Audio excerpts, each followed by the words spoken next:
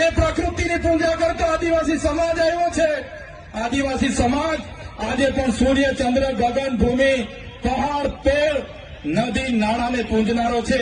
આપણો માટણીયો દેવ, આપણી લીલીચારીનો દેવ, આપણો ગમાણ દેવ, વાઘ દેવ, હિમાલય દેવ આજે આપણે બધા ભૂલતા ચાલ્યા છે। પણ જે દિવસે આ બધું આપણે ભૂલી જઈશું, તમે આદિવાસી છો એ સાબિત કરવા માટે તમને અઘરું પડી જવાનું છે, યાદ રાખજો। આજે આદિવાસીઓ માટે દાખલા માંગે છે, સાબિતી માંગે છે, ત્યારે મારા તમામ વડીલો, યુવાનો, માતા બહેનોને વિનંતી કરું છું, નવી સંસ્કૃતિ, નવા રીત રિવાજો, નવી વિધિઓ આવશે, પણ આપણી જન્મની વિધિ, છઠ્ઠીની વિધિ, આપણી મરણની વિધિ, આપણી લગ્નની વિધિ અલગ છે, એ કોઈએ ભૂલવાની નથી।